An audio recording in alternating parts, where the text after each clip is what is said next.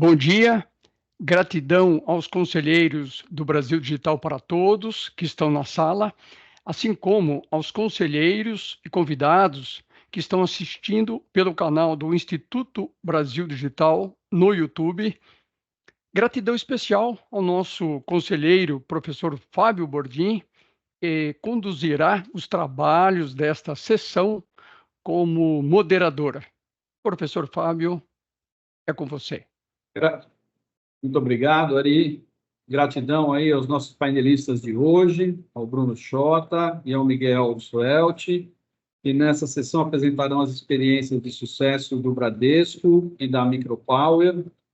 E passamos, então, ao compartilhamento do Bruno para iniciar a explanação sobre a experiência Unlocking RH do Bradesco.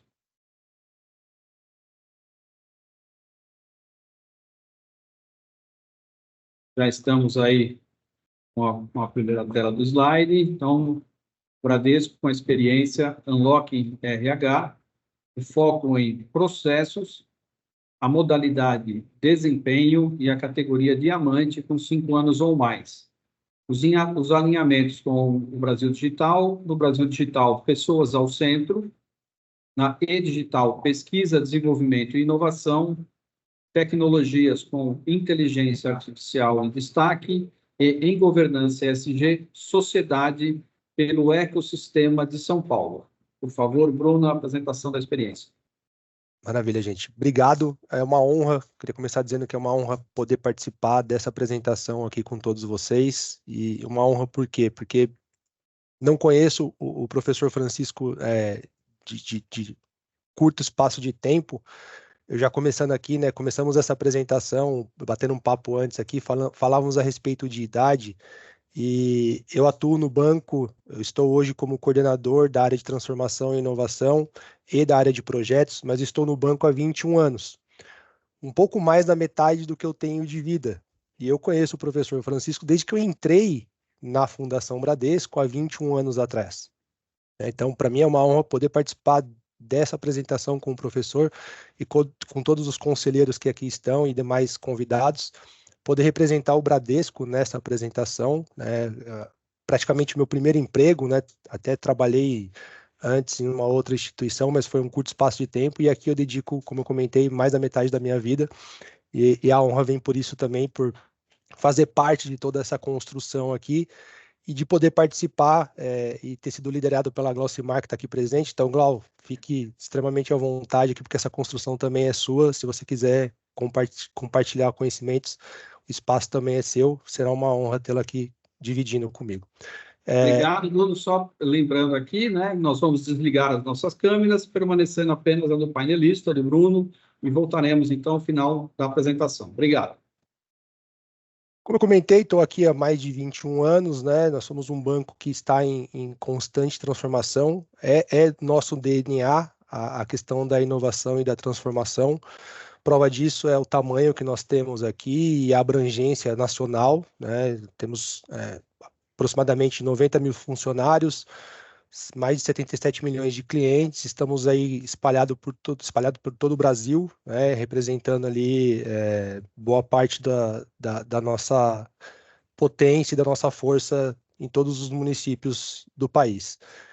Como eu comentei, né, quando eu entrei no banco, 21 anos atrás, a gente tinha uma realidade e ao longo desse tempo nós fomos acompanhando a evolução de mercado e seguindo tendências e evoluindo juntamente com o mercado, né? A gente pôde perceber ao longo desse tempo que o RH, como ele era antigamente, ele teve uma significativa evolução, né? Deixando de ser o RH tradicional, ali avançando, passando pela era estratégica e se tornando um RH da era exponencial ali, abrangendo e entrando na era digital, sendo adaptável, mais ágil, arquitetado e aumentado nesse sentido. Então, o que nós vemos acompanhando com essas evoluções, de 2015 para cá, a gente acelerou o processo de transformação do RH do Bradesco, né? E isso vem passando por diversas mudanças desde então. Então, desde a criação da Universidade Corporativa, reconhecida mundialmente como uma das melhores universidades corporativas do mundo, A gente vem adotando práticas e soluções desde 2015, visando essa transformação e essa aceleração da transformação digital do banco. Eu cheguei aqui no meio dessa transformação, então eu faço parte do quadro de RH desde 2017, eu era do Inovabra, a área de inovação corporativa, e me juntei ao time de RH para ajudar a estruturar essa área de transformação e inovação, que pudesse fazer com que a gente acelerasse ainda mais essa jornada de transformação digital. Desde então, a gente vem buscando soluções e iniciativas que nos apoiem nesse sentido. Em 2019, foi um grande marco para a gente aqui, enquanto aceleração, porque nós já tínhamos a plataforma, uma das plataformas core de RH aqui, que é o SAP, né, que faz toda a parte transacional, e nós adotamos também o Integra RH, que é uma solução via Cornerstone, aí, que é o nosso fornecedor, que ajuda e se junta à SAP para fazer essa parte de plataformas core de RH. Desde então, nós estamos em busca e estamos somando soluções a essas plataformas core que nos deem condição de performar cada vez melhor nas diversas áreas que nós precisamos entregar aqui dentro para a instituição. Então, prova disso é que nós somamos a essas soluções as plataformas que nós chamamos de plataformas satélites, né? Então, plugamos soluções aqui digitais de startups que nos deram condição de acelerar a jornada digital, somando tudo isso e criando um ecossistema muito robusto. De 2021 em diante, nós fortalecemos esse plano de aceleração, esse plano de transformação digital, plugando aqui dentro uma grande consultoria de mercado que nos apoiou com a estruturação desse planejamento de 2021, 2022 em diante e na estruturação de map de 2024 até 2027. E isso nos deu condição de acelerar ainda mais. Essa grande consultoria é a Deloitte, que faz parte aqui da nossa parte de operação, está nos apoiando nessa transformação, e nós batizamos esse programa de aceleração de 2021 em diante de Unlocking HR. E o primeiro passo desse trabalho feito junto com a Deloitte foi estabelecer qual era o propósito da nossa transformação. Voltou.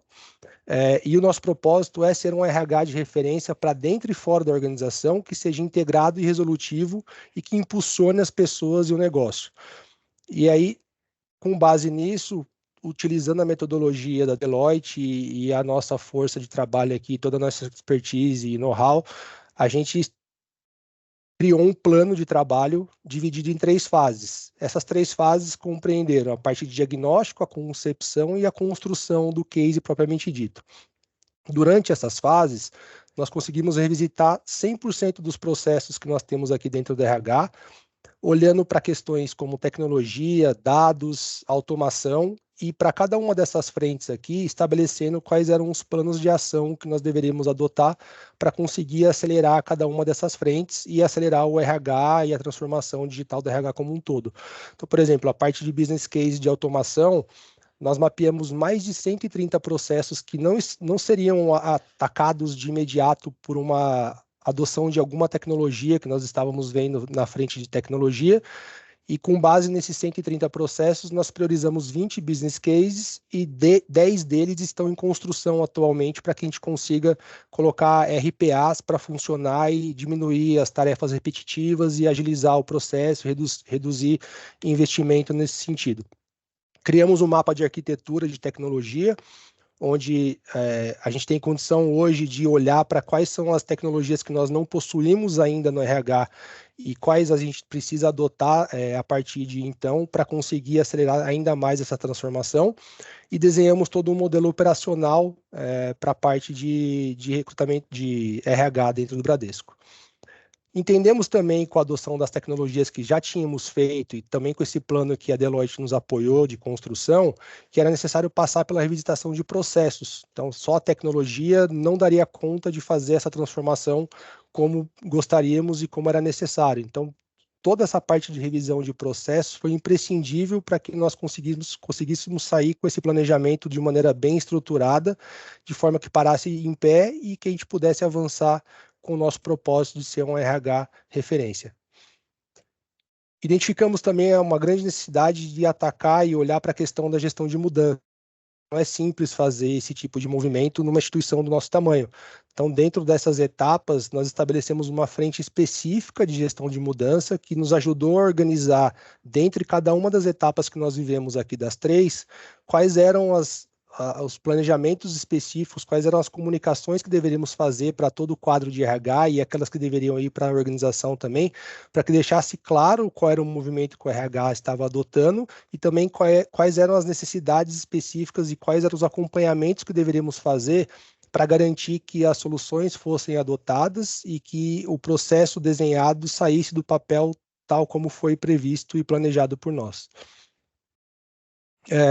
Não poderíamos deixar de atacar a questão de indicadores também, porque é uma forma de garantir que tudo que foi planejado esteja sendo executado da melhor forma possível e medir quais são os resultados obtidos desde então e, se necessário, replanejar a rota, né? Então, estabelecemos alguns indicadores aqui como métricas para acompanhamento da evolução da estratégia de transformação, da questão de engajamento e a saúde da mudança e os resultados operacionais também do RH.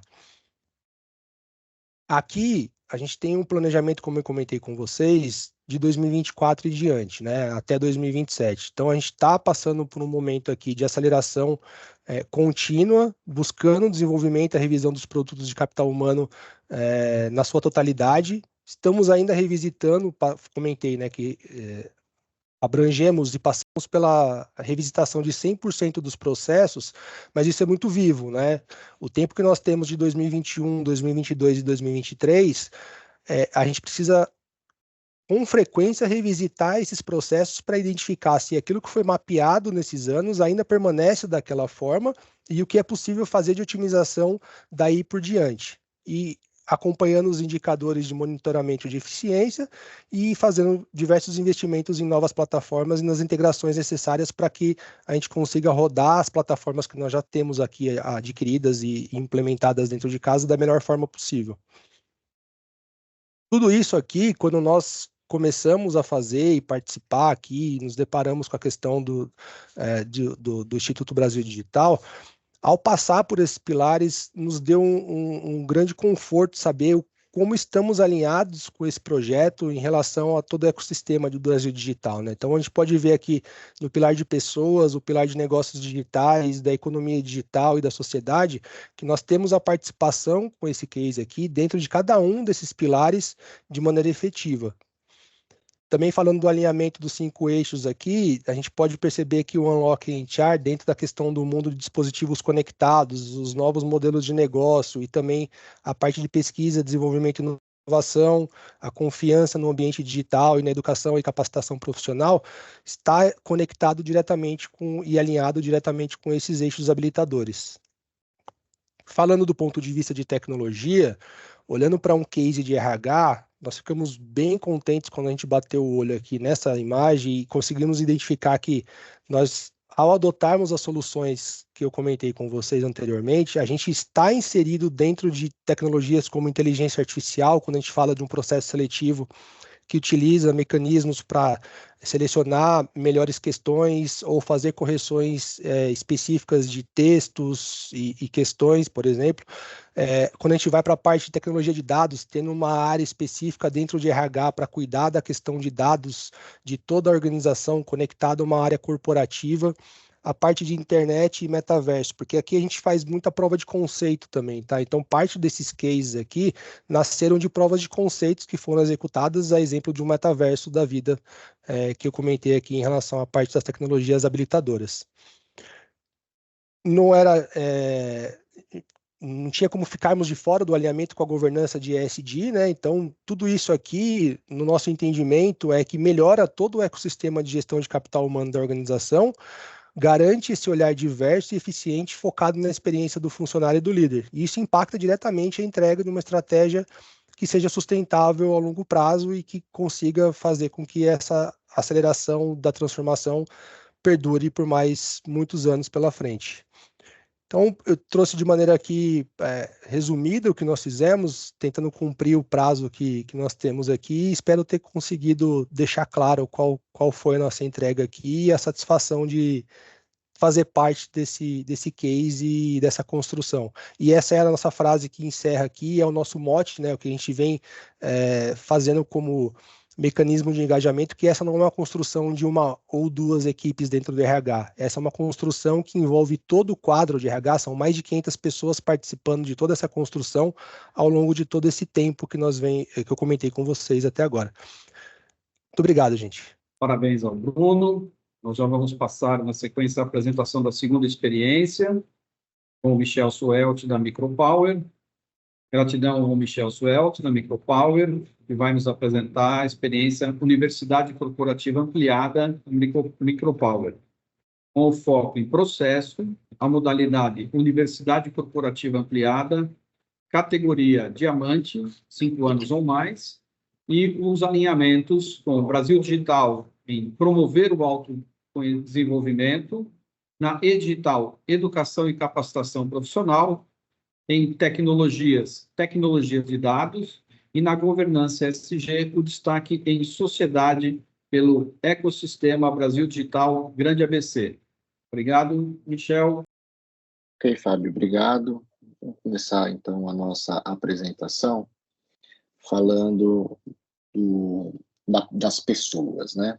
Então, tudo que a gente pensa em mudanças corporativas, seja revisão de processos, implementação de sistemas, definição de OKRs e KPIs, passa por pessoas. Então, na Micropower, em 2013, quando nós tivemos a necessidade de fazer uma reestruturação da companhia como um todo, uma reinvenção da companhia como um todo, nós optamos por começar essa implementação de uma universidade corporativa ampliada de cima para baixo. O que é isso? Começamos trabalhando com o desenvolvimento das pessoas em 2 pilares. No pilar do comportamento e no pilar do resultado. E por que isso? Nós, na Micropower, desde 1999, trabalhando com treinamento e desenvolvimento humano, adquirimos uma experiência que mostra 5 etapas para o desenvolvimento organizacional. A primeira etapa, falando sobre o pilar de treinamento, onde a gente aborda a questão do 70-20-10, então, treinamentos formais, aprendizado social e aprendizagem on the job. E o pilar de desempenho, onde a gente tem os indicadores objetivos definidos, consequentemente, KPIs e OKRs, e as avaliações de desempenho. Esses são os 4 níveis de maturidade em treinamento e desenvolvimento humano. O 5º nível é o feedback contínuo, que é um modelo de avaliação de resultados, de metas, de desenvolvimento pessoal, que a empresa, normalmente num processo uniforme de implementação de universidade corporativa, seria o último estágio. E, na verdade, nós começamos a grande inovação do nosso case, é que nós optamos por começar por aqui. Sabendo que o pilar de desempenho impacta em 60% dos resultados de negócio e o impacto de treinamento com todas as abordagens do modelo 70-20-10 impactam em 40% dos resultados de negócio. Então, nós começamos de cima para baixo, do 5º nível de maturidade para o primeiro. O objetivo, desenvolver as nossas pessoas internamente, sem ter a necessidade de contratarmos terceiros para fazer essa revisão processual e de negócio, e desenvolvendo as habilidades socioemocionais, os soft skills, que impactam em suas atitudes, comportamentos e postura, mas também dando o coaching e mentoring nas habilidades técnicas ou os seus hard skills. O nosso o nosso modelo de 5 níveis de maturidade de treinamento e desenvolvimento humano, ele é aplicado em sua magnitude na nossa plataforma de treinamento e desenvolvimento humano, Micropower Performance. E em cima desse nosso produto é que nós fizemos toda a transformação organizacional dentro da nossa empresa. Para que vocês tenham uma ideia da magnitude de funcionalidades, e aqui a gente destaca apenas as macrofuncionalidades, nós temos no primeiro nível de aprendizado formal um LMS com possibilidades de gamificação. Aliás, o primeiro sistema gamificado lançado no Brasil e o único lançado no Brasil validado pelo CalCalp, que é a maior referência em gamificação. Nós temos no segundo nível a ferramenta do Tribes, que ele é uma ferramenta de acesso aos especialistas da organização, de forma a comunizar o conhecimento, reter o conhecimento dentro das organizações e ajudar no suporte ao desempenho todos os colaboradores. E no terceiro nível, no On The Job, nós temos todo um acervo de knowledge base, de base de conhecimento dentro do Performa, como biblioteca, videoteca, acesso a documentos e TV corporativa, né? E, logicamente, o nosso app de aprendizado. Então, esses são os 3 primeiros níveis de maturidade. Como eu falei, a gente começou,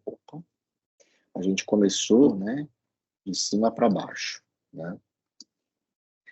No quarto nível, modelos de avaliação de desempenho, né? Nós temos avaliação por competências, avaliação por metas, matriz Ninebox, calibração, tudo que vocês já conhecem, porém, aqui nós temos o grande diferencial e que viabilizou nós começarmos do 5º nível de maturidade em T&D para o primeiro, que é o diário de desempenho. O diário de desempenho é uma ferramenta corporativa que tem o app, mas também tem na plataforma, aonde o líder e liderado registram observações de accomplishments, realizações, sempre atrelados a uma competência, seja ela técnica ou comportamental.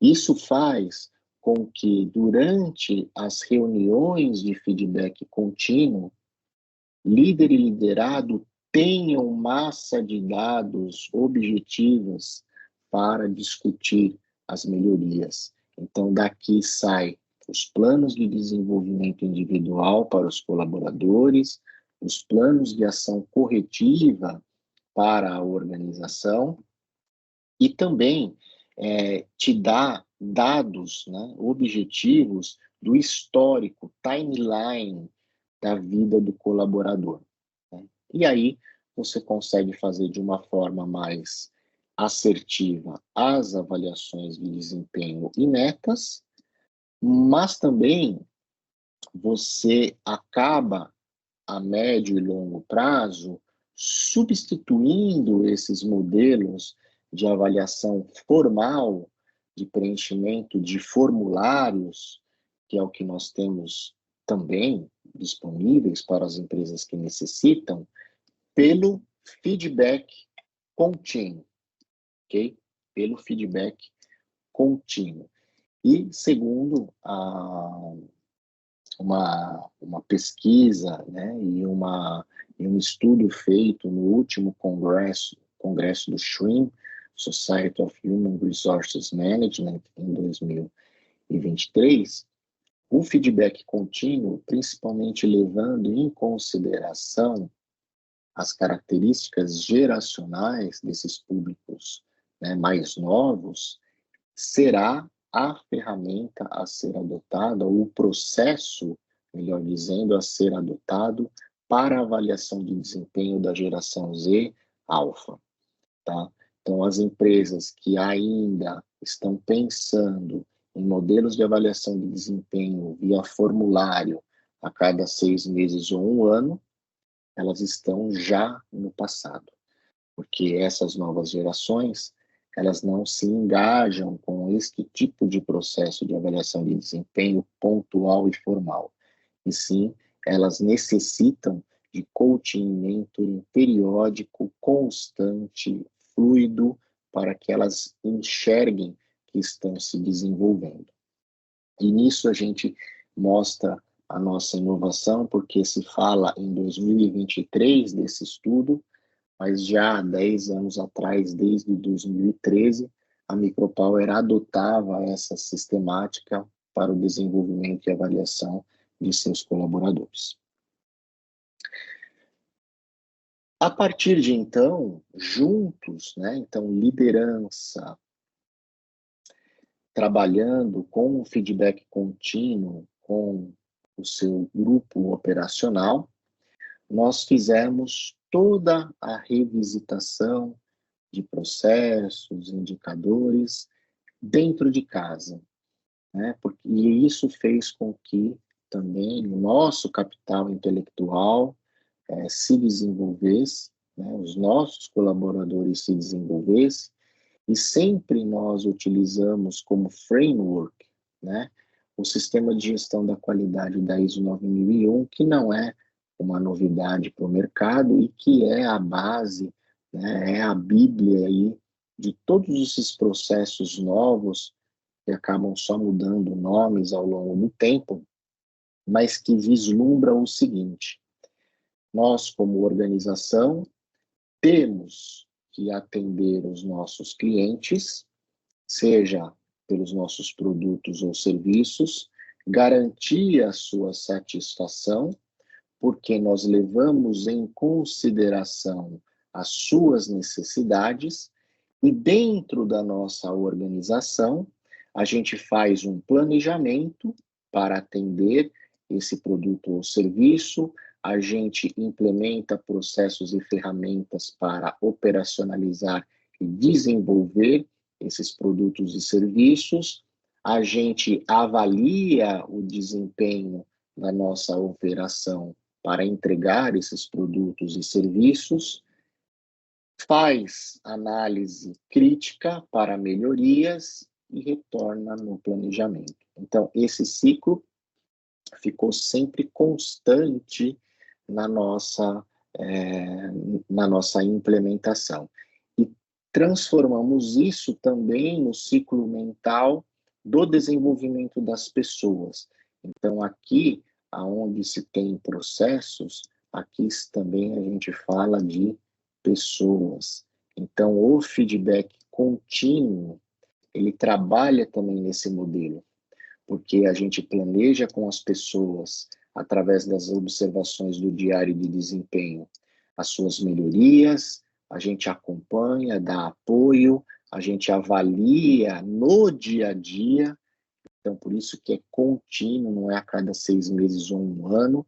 A gente já corrige a rota no feedback contínuo, e aí a gente replaneja ações. Para vocês terem uma ideia, em 2013, quando começamos, a gente fazia one-on-ones diários. Ficamos assim por 1 ano, porque era uma disrupção do modelo mental e processual e necessidade também de fazer com que as pessoas evoluíssem. Passado 1 ano, passou para quinzenal, passou o 3º ano para semanal, e aí agora nós temos isso mensalmente sendo feito dentro da organização em todos os departamentos. A título de curiosidade, né, dentro desse processo, a gente foi, né, norteando as nossas competências em cima de algumas doutrinas. Então, em 2013, quando começamos, tínhamos já mapeado dentro da organização todas as funções e todas as competências técnicas e comportamentais necessárias. E em 2015 fizemos uma revisão adotando o Lominger. Depois, ficamos isso por 4 anos. No SHREEM, no Congresso, se apresentou as novas competências, ou, melhor dizendo, as competências elencadas para a era digital. Adotamos em 2009, ficamos mais 3 anos. E em 2022, que é o que a gente tem até hoje, a gente tem o mapa de competências baseados também no estudo do SHREEM, de modo mais atualizado, e já levando em consideração o contexto pós-pandemia, onde a gente tem aí as habilidades socioemocionais mais em voga e com uma maior importância, principalmente no nível de liderança. Durante esse processo, as lições aprendidas, né, foi que quando se fala de feedback contínuo, e aí por isso que é normalmente o 5º nível, né, de maturidade, a empresa ela precisa passar por todos os estágios para amadurecer, para chegar nesse patamar, ele é difícil e sempre tem que ser acompanhado. Por quê? E mostrado para as pessoas que as observações realizadas são para a melhoria do seu desempenho profissional e pessoal, né? E para isso a continuidade é importante. A confiança, o relacionamento, ele só se adquire com o contato, né, frequente entre as pessoas. Se líder e liderado passam 6 meses ou 1 ano para sentar, para rever a avaliação de desempenho, não há essa conexão, essa confiança.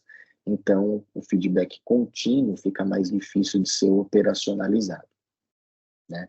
E como durante esses 10 anos também houveram trocas de pessoas, apesar do nosso turnover ser baixo, mas aconteceram trocas de pessoas, logicamente que essas que entram precisam entrar nessa cultura do feedback contínuo, e aí é um ponto de atenção da alta liderança para estar sempre mostrando que isso faz parte da nossa cultura e dos nossos valores. Tá?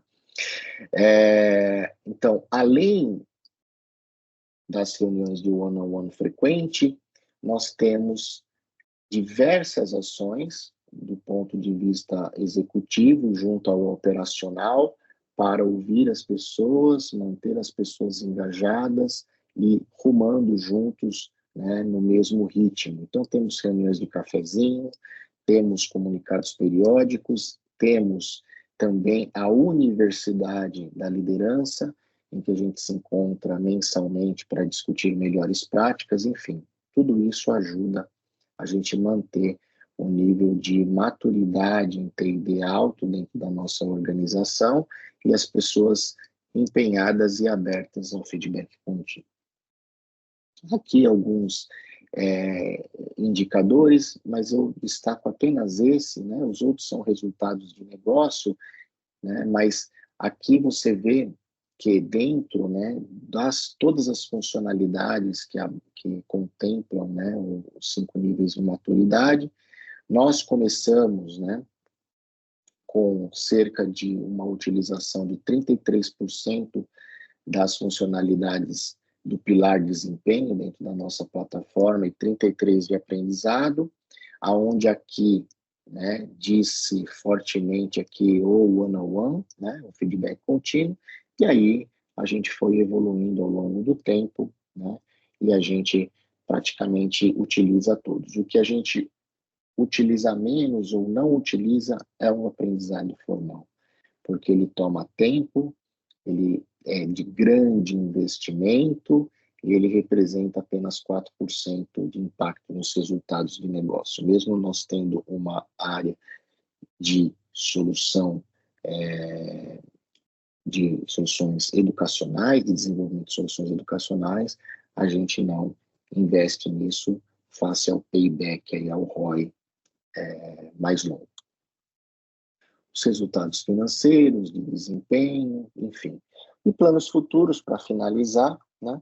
A gente vai continuar a olhar a digitalização, né, dos nossos processos e sistemas, sempre, né, sempre engajando líderes e liderados, nada top-down, sempre construindo em conjunto.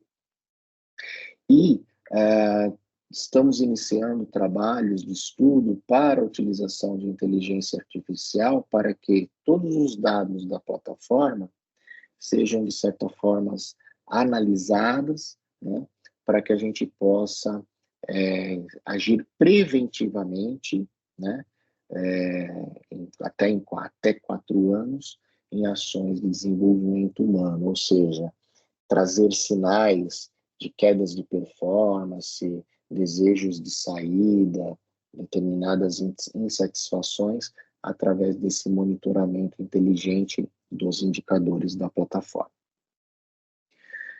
Dos pilares que fazem relevância ao nosso negócio, que são 4, nós atendemos eles todos, né, que são pessoas, sociedade, né, negócios digitais, né, economia digital e governo, né. Nós temos aqui o alinhamento com os eixos da digital, então o nosso foco é principalmente o da educação e capacitação profissional. E aí, das tecnologias habilitadoras, né, a gente utiliza internet, conectividade, mobilidade, tecnologia de dados e iniciando agora a inteligência artificial. Com o ESG, nós somos uma empresa de serviços, então o que a gente consegue economizar em termos de infraestrutura, pensando no meio ambiente, são os recursos físicos, né, como papel, água, etc. E em questão de sociedade, a gente ajuda, né, não só pessoas que são nossos colaboradores, mas diversas empresas, com o processo de capacitação de acessibilidade. Inclusive foi um trabalho começado com o próprio Banco Bradesco há mais de 20 anos, né, através do nosso software Virtual Vision, capacitamos as pessoas portadoras de deficiência visual para que elas possam trabalhar. É isso. Entendi aí o tempo. Muito obrigado. Vamos passar agora a sessão, né, de interação com os nossos participantes. Pedimos aos que tiverem questionamentos para irem marcando aí com a mãozinha, para nós obedecermos a ordem de participação. Isso. Levantem a mão para a gente poder ver, e o Bordim vai passando a palavra aí. Enquanto isso, agradecemos aí o Eduardo estar presente, apesar de todo o sofrimento que estão passando lá com os nossos irmãos lá no Rio Grande do Sul. Obrigado, Eduardo, pela sua presença, tá? Bordim, a palavra está com você. Eu vou aproveitar, então, né, enquanto os demais pensam e avaliam um pouco aí as interações, né, acho que podem ser, uma pergunta que eventualmente possa ser comentada aí pelos nossos dois painelistas, né, o Bruno e o Michel. Até que ponto, né, a evolução que foi alcançada com essa digitalização do processo, a evolução dos indicadores, foi significativa ou teve interferência nessa mudança que nós tivemos aí na pandemia, com tendência de home office, né? Até que ponto o sistema teve interação para, mesmo nessas condições de home office, facilitar a interação, a avaliação, o feedback, né? Como é que vocês avaliam se isso foi significativo ou não para o desenvolvimento e os resultados que vocês têm aí nos dois projetos?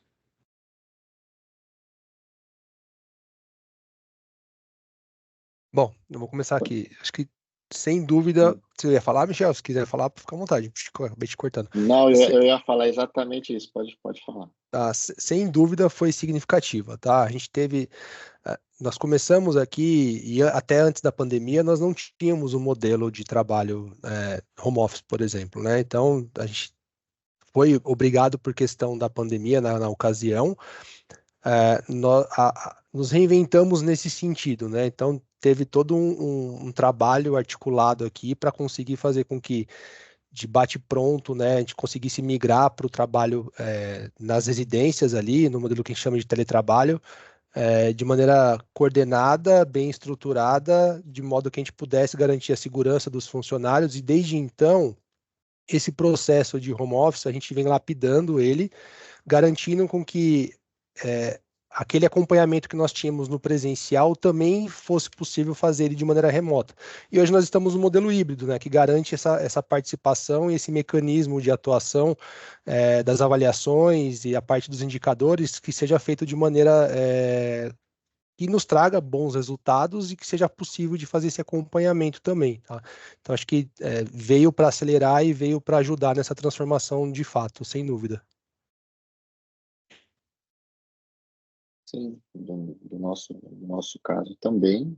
Acho que nenhuma empresa tinha essa prática do home office estabelecida. A gente acabou entrando 100% remoto em 26 de março, ou seja, até antes aí de termos dos governos, né, os decretos, né, porque cada dia naquela época era uma novidade, então, para trazer uma certa segurança para os nossos colaboradores, nós tomamos essa decisão e saímos aí antes dos decretos para o home office, e o Performa foi fundamental, não só na questão do acompanhamento, né, dos resultados, mas principalmente nesse contato do feedback contínuo, do líder estar próximo, né, acompanhando, mesmo que de forma remota, o dia a dia dos colaboradores, né, e um foi ajudando o outro, né, até em termos psicológicos, né, para que a gente pudesse passar aí esses 2 anos. Então, foi fundamental. Ok, obrigado. Nós temos aí agora o próximo para a nossa levantada, né? Que é o Francisco, por favor. Bruno e Michel e também Glaucimar, tá? A gente, no período de pandemia, as pessoas ficavam em casa, então, dar sequência ao trabalho era uma atividade normal, até porque estava todo mundo em casa, né? Filhos, esposa e tal. Às vezes os filhos atrapalhavam um pouquinho, mas na maioria dos casos as pessoas, se tendo o local ideal de trabalho, estavam produzindo. O que a gente tem percebido pós-pandemia, pela cultura, né, do brasileiro, né, considerando a cultura do brasileiro, como as pessoas já não precisam mais ficar em casa, muitas dessas pessoas hoje acabam incluindo no dia a dia, né, durante o horário que seria o horário de trabalho, uma série de outras atividades. Levar o filho à escola, enfim, cobrir a esposa que foi no cabeleireiro, em outras coisas, entre outras coisas, né? A percepção que a gente tem é que o nível de produtividade caiu, mas a gente, nas organizações, continua remunerando as pessoas pelo horário que elas deveriam estar dedicando para o trabalho. Qual que é a opinião de vocês sobre isso? E você, Michel, se você tiver informação também dos eventos internacionais que você tem participado e vai participar, né, semana que vem de mais um, poderia nos ajudar com um complemento. Então, aí a pergunta fica para o Michel, Bruno e Glaucimar.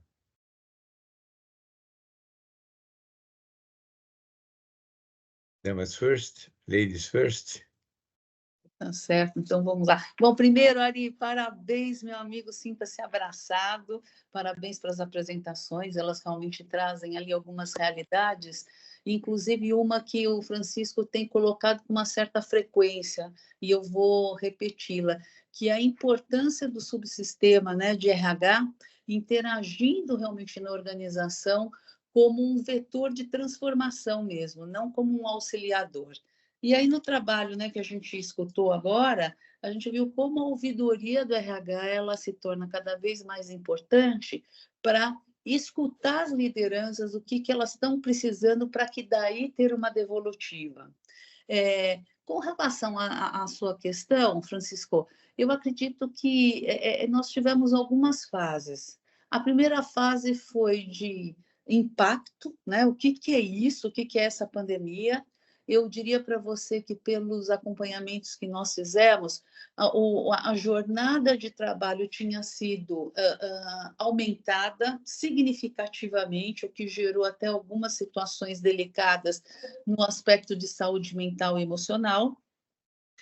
E acredito que tem um quesito de, agora, educação, de como as pessoas veem. Nós ainda estamos passando alguns movimentos que, olhando para o mercado, principalmente nacional, algumas áreas como TI, as pessoas na própria entrevista só aceitam se for 100% o trabalho, né, feito dessa maneira. Então, assim, eu acredito que isso é uma transformação, porque eu não consigo entender como que o processo produtivo pode acontecer 100% sem você realmente estar inserida numa cultura, fazendo com que as transformações aconteçam, que você seja conhecido ou não. Com relação aos indicadores e aos percentuais de produtividade, os dados que eu tenho, né, efetivos e de pesquisa, eles são, às vezes, muito contraditórios. Eles apontam a crescimento e, ao mesmo tempo, eles apontam um estrangulamento das pessoas. Então, isso, para mim, não é uma vantagem competitiva.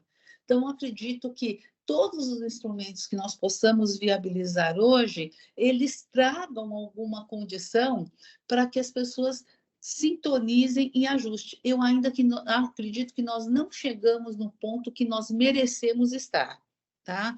Mas eu penso que a produtividade ela teve um aumento, sim.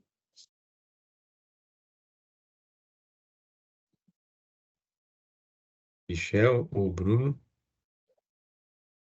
Bruno, quer falar? Então, o Lady First ajuda nesse sentido, ainda mais sendo a Glaucimar, porque eu vou acompanhar a relatora e acredito que, do ponto de vista de produtividade, só fazendo aqui, reforçando, vejo que, de fato, a gente teve um aumento e a gente precisa buscar o ponto de equilíbrio. Quando chegarmos nesse ponto de equilíbrio, aí sim teremos o melhor modelo instalado, que seria o buscar a qualidade de vida, entender como... aí acho que tem dois entendimentos, né? Do ponto de vista de empresa, a gente precisa entender, como o professor Francisco comentou, que é possível que o Bruno cubra a esposa no momento que ela vai ter que ir até o cabeleireiro, mas ele consiga continuar entregando com qualidade e aumentando a sua produtividade. Então, eu não preciso ter um olhar 100% em cima do Bruno para entender que isso é possível. Então, esse ponto de equilíbrio é o movimento-chave, é o momento-chave que nós vamos encontrar aqui, e quando encontrá-lo, acho que teremos os melhores resultados ainda. Bom, do ponto de vista de produtividade, o que a gente precisa analisar? A gente precisa analisar as funções, né? Então, existem hoje, né, o próprio mercado se acomodou, vamos falar de desenvolvedores especificamente, tá? Pessoas de TI, né? Essas pessoas, bem gerenciadas, bem acompanhadas, elas têm sim uma boa produtividade, né? Porém, existe o contraponto, né? A partir do momento que essas pessoas elas se isolam, né, socialmente, atrás da tela do computador, a gente vê sim um aumento no nível de esgotamento mental dessas pessoas, porque o ser humano é um ser relacional, né? Ele precisa viver em comunidade, né? Então a falsa ideia de que eu sou mais produtivo, eu economizo o tempo do trânsito, eu prefiro aqui estar na minha casa com o ar-condicionado do meu quarto, com o meu computador, eu me sinto mais à vontade, a longo prazo ele acaba trazendo para essas pessoas problemas psicoemocionais de relacionamento, né? E isso é um fato também. Os Estados Unidos, para vocês terem uma ideia, uma pesquisa que eles apresentaram ano passado, 8 em cada 10 americanos já sofreram de algum problema psicoemocional, seja uma ansiedade leve ou um burnout completo, né? Então, isso se deve muito ao isolamento social. Então, depende muito das atividades. O que acontece, não só no Brasil, mas no mundo, é o que as pessoas elas confundem, né, o home office com o tempo de pandemia, né? Então, assim, no tempo de pandemia, né, ou você trabalhava em casa ou você não trabalhava, né?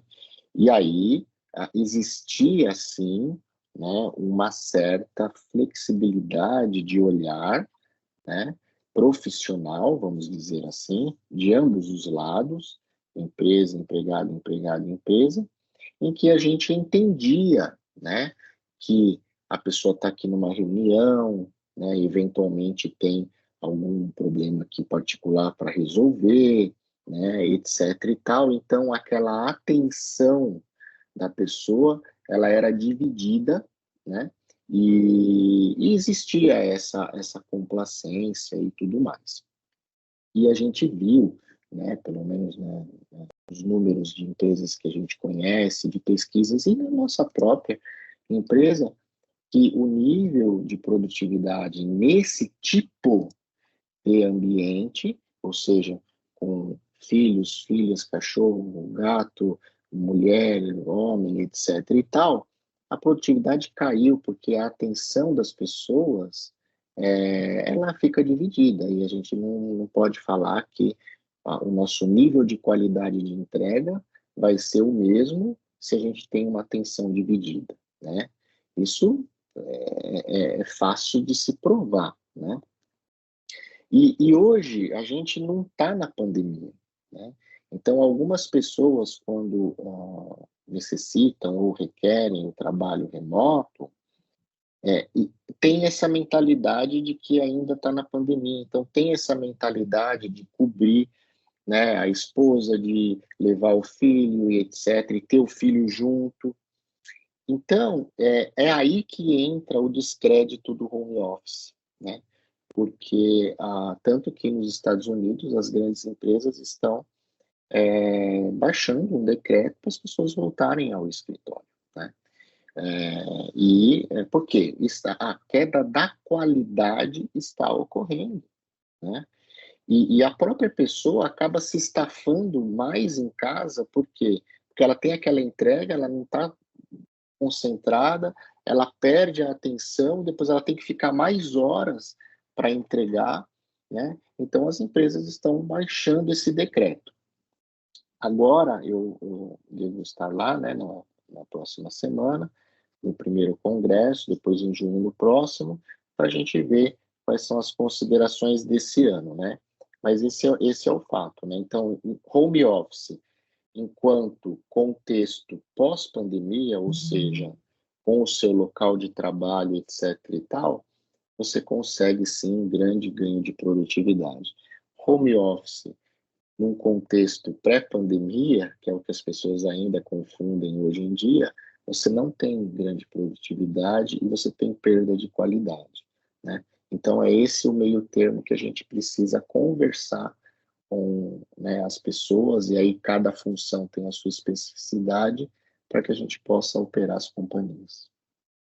Muito bem. Temos ainda aí mais um questionamento. O Ari, por favor. Muito obrigado, Fábio. Agradeço ao Francisco e a todos aí por me dar os parabéns.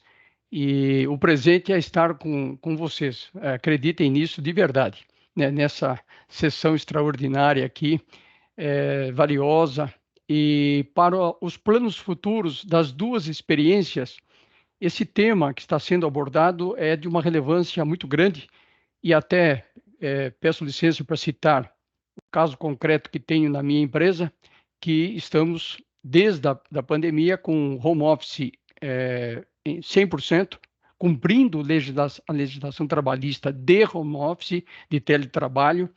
Então, a pergunta que eu faço, se for possível ser respondida e de forma muito objetiva, dado o tempo, a ambos, o que pode, deve e possa ser considerado dentro aí do aspecto de planos futuros, e o que vocês têm na prática em termos de áreas, pessoas que cumprem o home office 100% ou não, portanto, é uma observação da lei trabalhista, e se tem outras pessoas e áreas por completo que têm o híbrido, e como administrar isso e enquadrar isso nas experiências ora apresentadas.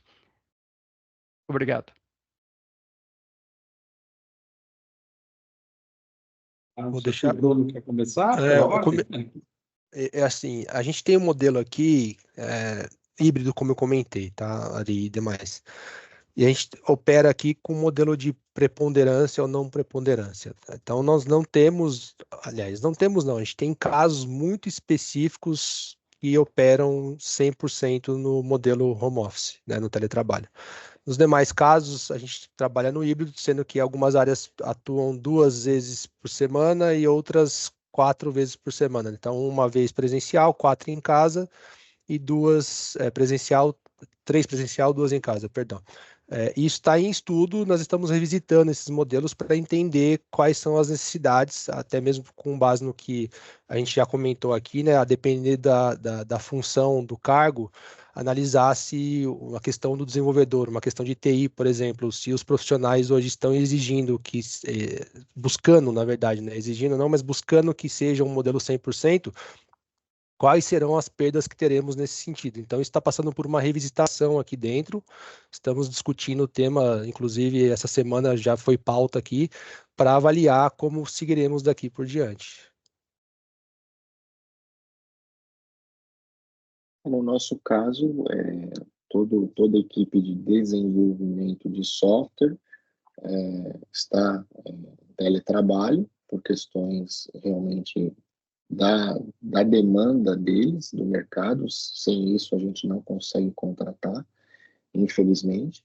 Porém, a gente tem uma cultura de valorizar, né, o contato social, então, periodicamente, existe um encontro no escritório entre todos, né, para que a gente possa conversar pessoalmente, né, e trocar ideias, e até as interações entre as áreas, as pessoas se conhecerem, né, e com isso criar o entrosamento com a cultura.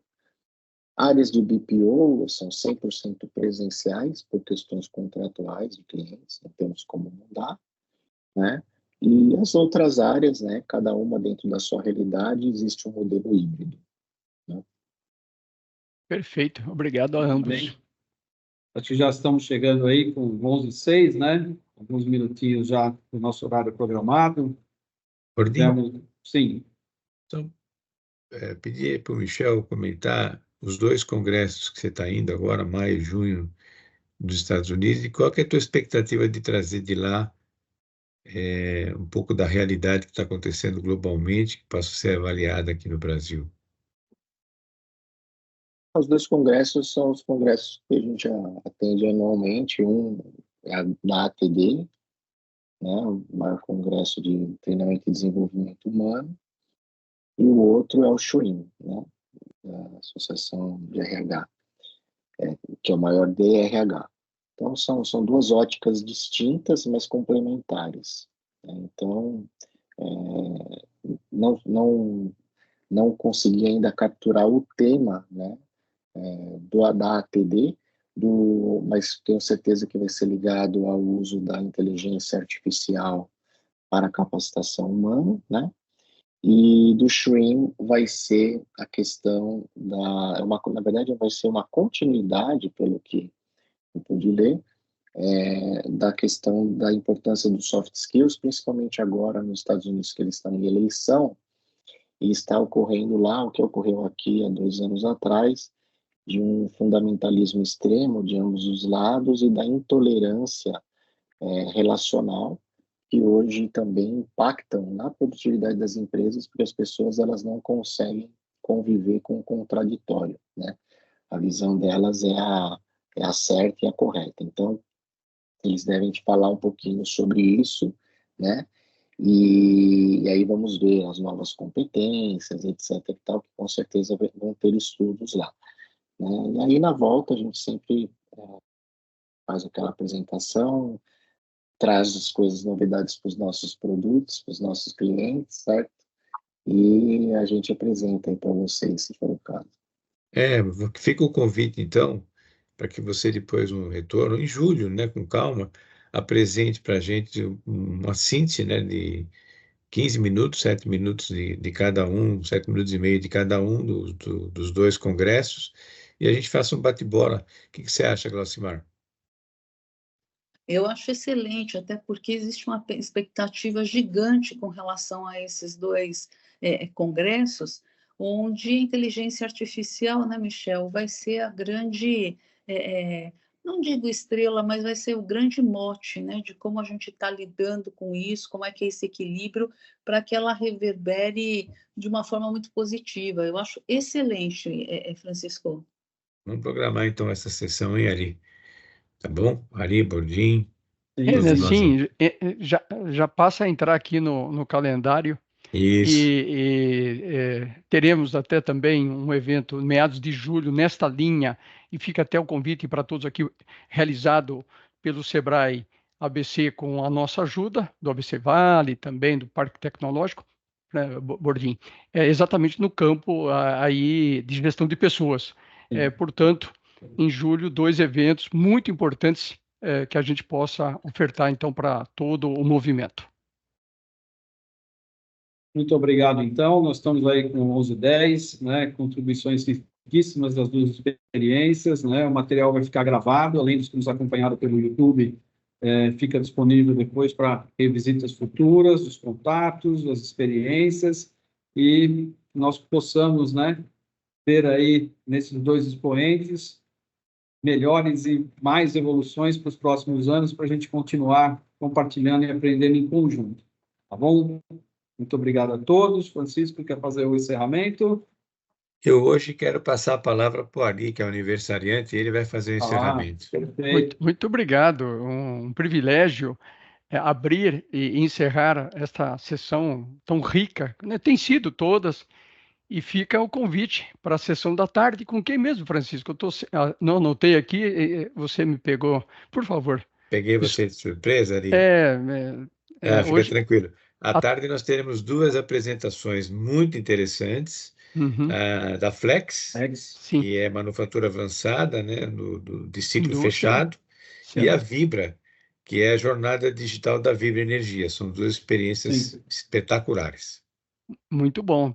Também, ambas, obviamente, passam muito por pessoas. Então, pessoas de manhã e à tarde também. Então, muito obrigado a todos pela presença. Obrigado aí pelos parabéns dado a mim, né, nesse dia em que 4 experiências estão sendo passadas, enriquecendo muito esse conjunto, esse rol de 22 experiências do Prêmio e do Congresso 2024.